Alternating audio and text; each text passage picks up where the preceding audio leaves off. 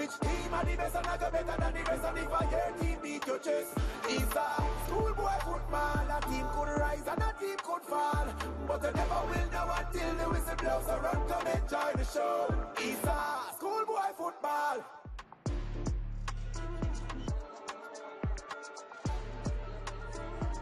Let's take a look at the starting lineup for Mona High. Akeem Bernard is it in between the sticks. They do have a back four of Dante Peralta, Stevan Johnson, Robinho Gordon, fantastic player he is. Makwan Parchment in the middle of the park. Alex Swazo, Carlton Brown, Denzel McKenzie, of course, with 11 goals and 20 assists to his name.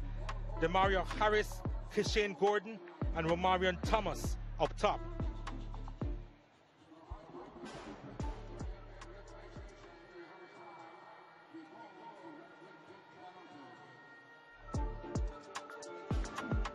And this is the starting lineup for Hydel High, of course. Tajari Lee between the sticks. Jomo Gordon, Michael Forbes, Deshaun Henry, Kalen Smith, Ronaldo Barrett, Gabriel Seaborn, Omario Henry, Keani Jackson, Darren Campbell, and Dante Stewart.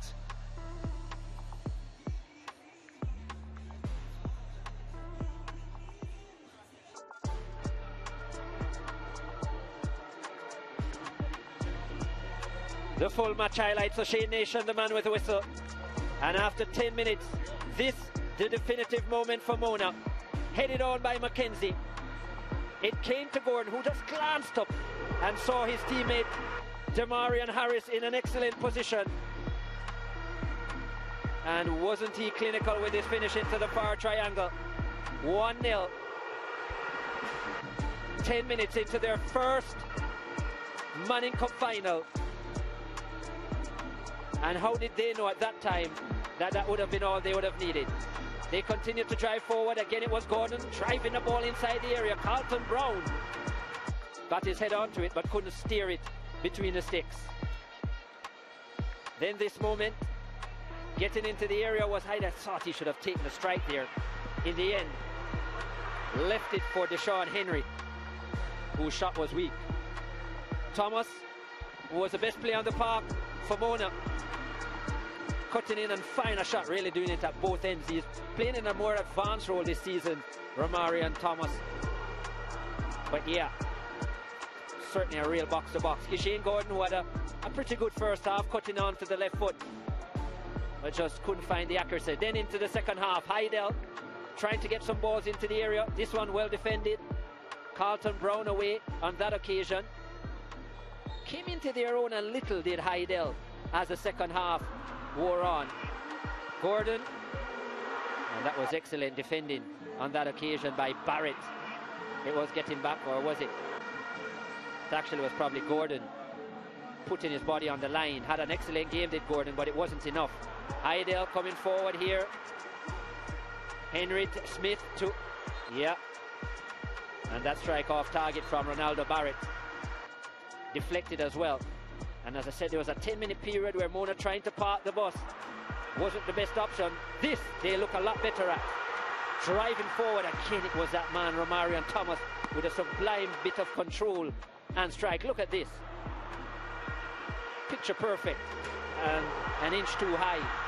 Lee was beaten, and luckily for him his woodwork was there to back him up, and then got strong palms on that one from Kishane Gordon to keep the score at 1. Kept his team hopes alive, but unfortunately it wasn't enough. Couldn't find a goal. Yet to score in a Manning Cup final are Hydel and Mona. Their first time, they have done the job.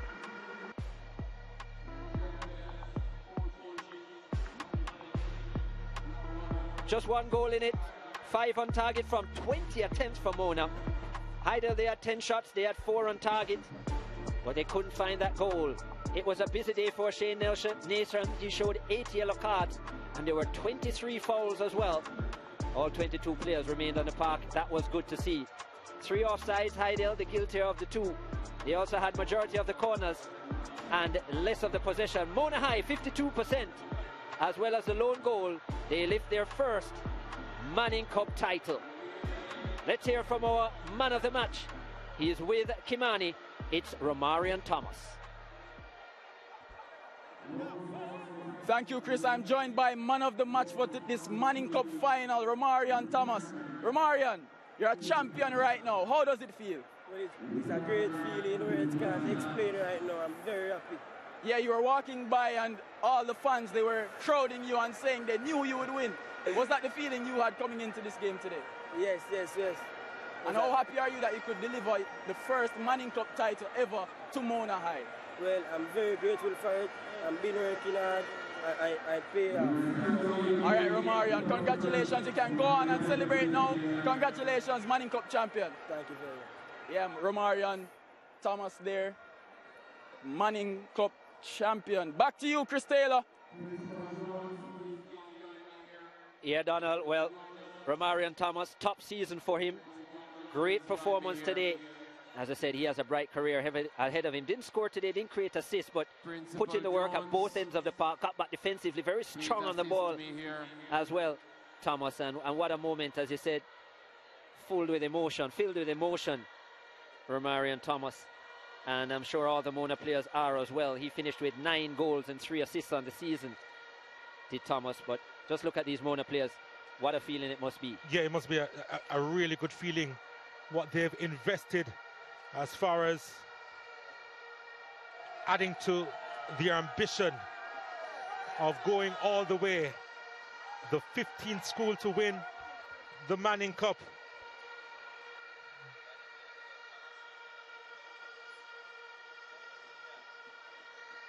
As we're waiting on the coaching staff of Mona High to arrive.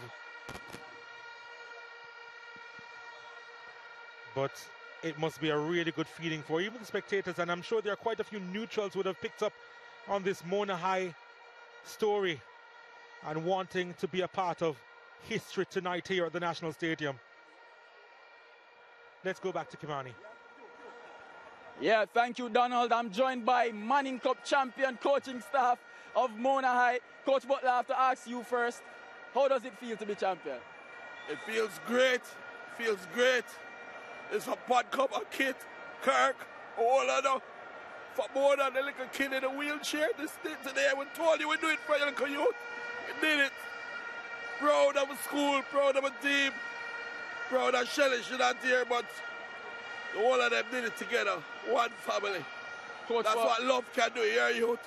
Love conquers all things. Yeah. Speak to me a little bit more about that love and the love you have for Mona High and these young players on the pitch. What do you mean, man?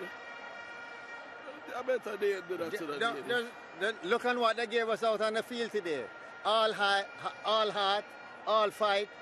The whole 90 minutes from start to finish, the boys were trying to be first to every single ball.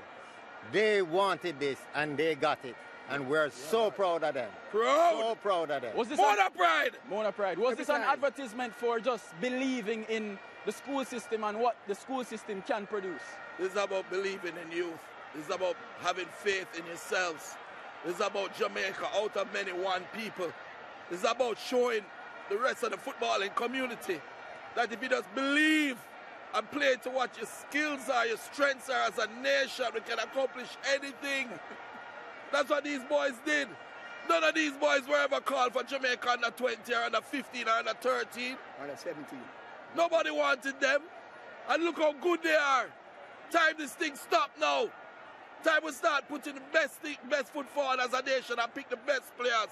Give everybody a chance. Put a system of play in place. A system of development for the country. Look how Mona play. Systematic. Right, everybody knew what they were needing to do. Everybody knew their role. Start to finish.